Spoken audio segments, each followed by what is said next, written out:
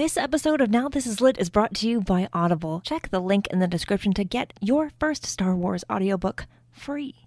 Everyone loves free things. Click that link. Do it. This show is also brought to you by our patrons. If you want to support the show in a different way, with just $1 a month, you can join our Patreon at patreon.com/StarWarsLitPod. You can get a sticker. You can get access to an exclusive show that we do every month that's wild and chaotic and fun and something you can only get by becoming a member of the Patreon. There'll be so many more perks very, very soon. But for now, do you want a sticker? Do you want a sticker that has a Now This Is Lit logo? Because it's fantastic and I love them. But I also want to give them away because there's just a stack of stickers on my desk. So if you want one, $1 a month. Patreon.com/StarWarsLitPod. A long time ago in a galaxy far, far away.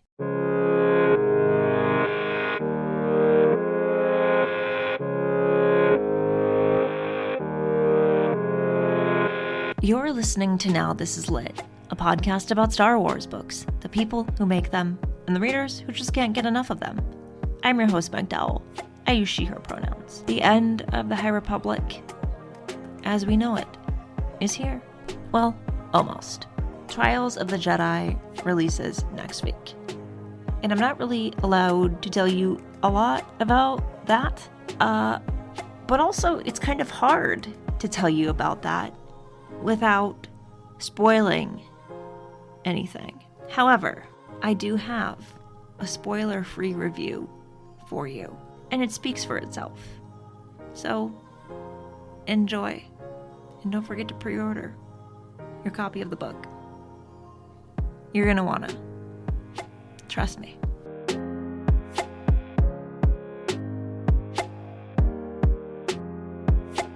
When it comes to Star Wars books, I'm always thinking ahead. It kind of comes with the job.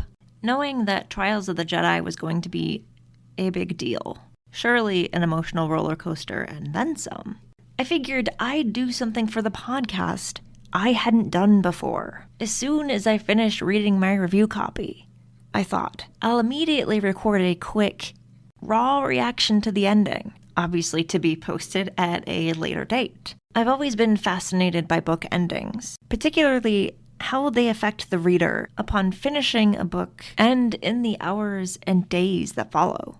One thing you learn very early on as a journalist is that almost nothing ever goes according to plan. And it's always the plans that you're most anticipating that derail themselves with the most sparks and noise. The moment I finished the final page of Trials of the Jedi, I picked up my phone to record a quick voice memo, as I'd planned.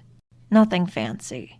I just wanted my listeners to be able to hear, at the very least, the emotion in my voice.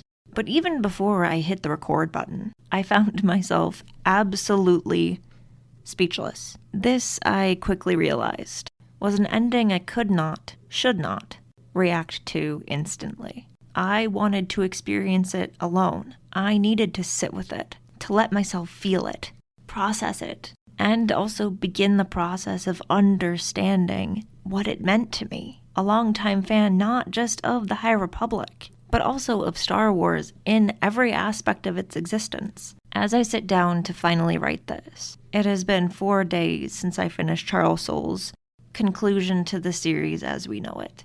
Even now, I find myself struggling to articulate exactly how it feels to be on the other side of this endeavor, to have reached the end of a collective journey that we've all also experienced in vastly different, individually unique ways. I could tell you about my High Republic journey, how I wasn't sure at first if this new era and its new characters were going to grab and hold on to me. I could attempt to describe what it has been like to cover so many of the series releases, speak to its creators, and fall in love with the power of storytelling in a way I hadn't before. But I think chronicling that journey is best suited for another time, a different essay or episode or discussion.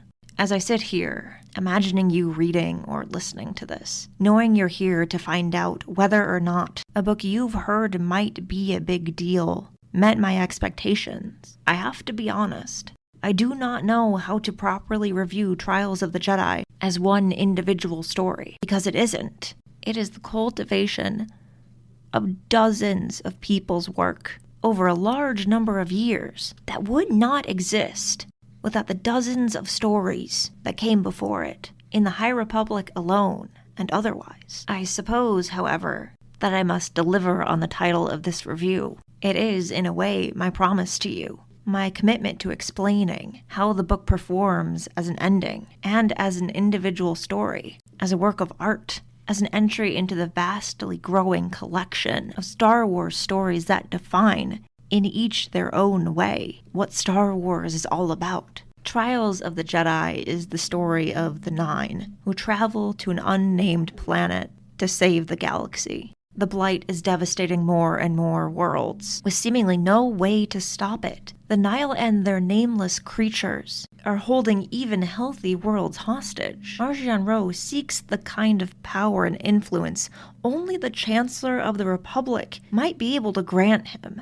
There are a number of vital missions that must be completed if the galaxy is to be saved. If any of them fail, the entire galaxy will crumble to dust. This is the most information I can give you about the book, without spoiling even the smallest events that send this story on its forward trajectory. Many things will end here. Many discoveries will be made. Emotions will be felt. You've been waiting years for these events to unfold, and you finally arrived. The question is this: are you prepared for the end of an era that has changed Star Wars for the better, forever? Because I was not. I was not adequately prepared to say goodbye. Was the wait worth it? For me, it was worth everything. The hours I spent reading, rereading these books, the months I spent this year alone catching up on comics, all the conversations I've had with these authors, knowing they couldn't tell me how it would all end, knowing they were going to do their best to satisfy us all. It was worth all the pain and all the joy. It has made me so grateful to be a Star Wars book reader and a fan of a galaxy far, far away. Most importantly, though, I have to acknowledge that this book was everything I personally hoped it would be and more. To be able to read a book chapter by chapter, literally on the edge of my chair, not knowing at any point whether or not I was going to sigh with relief or tremble with worry. I can't remember the last time I felt every page of a book so deeply. This is a story that does not let its readers rest. It does not have time for that. Soul does not waste pages on needless words. Yet every word he writes is poetic.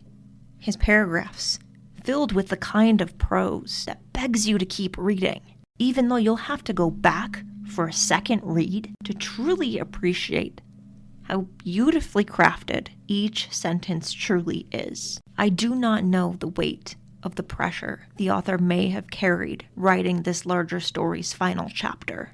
Maybe I'll ask him. But I do know that he agreed to a nearly impossible task and produced the best work this series has seen yet. I cannot imagine what it must have been like to know you were responsible for ending so many stories at once, knowing so many people would be reading and reacting to these endings, and still accomplish the task you were given with such grace and elegance that I'm not certain another Star Wars book will ever top it. Who wins? Who lives? Who learns, grows, repeats old mistakes, finally gets what they've always wanted? I cannot say. Not yet. But I can assure you that everyone gets an ending. No one's fate is truly left a mystery. This is not an ending that forgets to weave together its loose ends. But that's not to say it does not leave room for future tales. This is Star Wars, after all. It never really ends. Not completely. Not forever. When the High Republic began, we were promised an epic, overarching story about the Jedi of the Golden Age of the Galactic Republic. A story about hope and fear and shadow and light. About the Force and how it is used and power. And what it means when someone will do anything to have it all. To say the Trials of the Jedi fulfills every original promise about this new era of Star Wars storytelling would be an unfair understatement. Trials is, as best as I can articulate, the epitome of a worthwhile conclusion.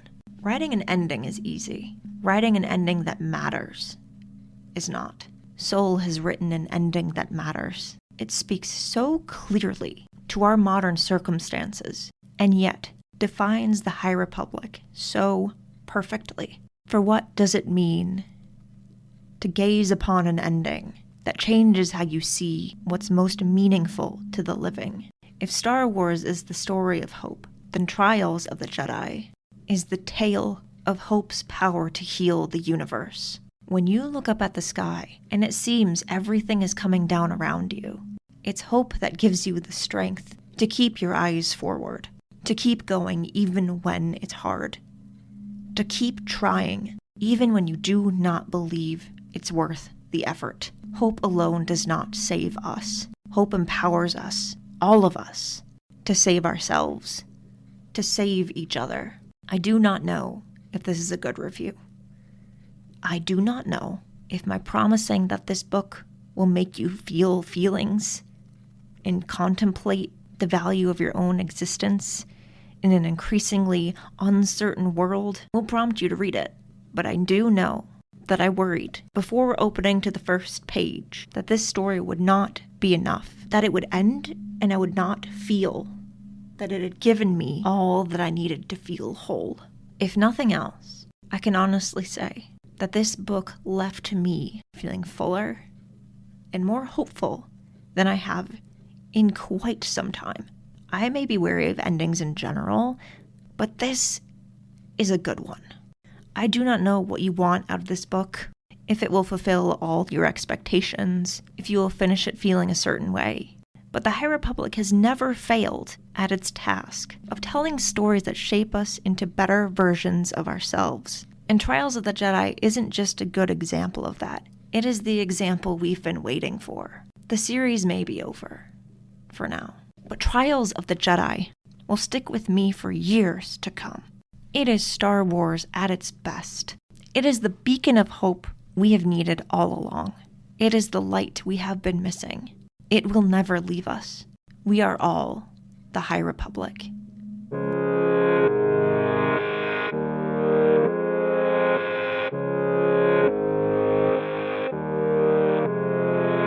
Now This Is Lit is part of the Faraway Fandom Network. It is produced by Devor Mondum and written, hosted, and edited by me. Jose Jimenez designed our podcast art. You can keep up with the show on Substack, and Now This Is Lit, and find the show wherever you get your podcasts. There are so many ways you can support the show, and all of those ways are linked in the show description. The newest way is to become a member of our Patreon. For $1 a month, you can get access to an exclusive show and a sticker. And if we get 500 people to support the Patreon per month, I can hire an editor. That would be great for me, and maybe for you too. So if you'd like to support the show with just $1 a month, you can do it that way. Or you can just keep listening and sharing the episodes. That is also helpful, and I appreciate it. For more book reviews and Star Wars Book Celebration, follow Star Wars Book Reviews on Instagram and TikTok.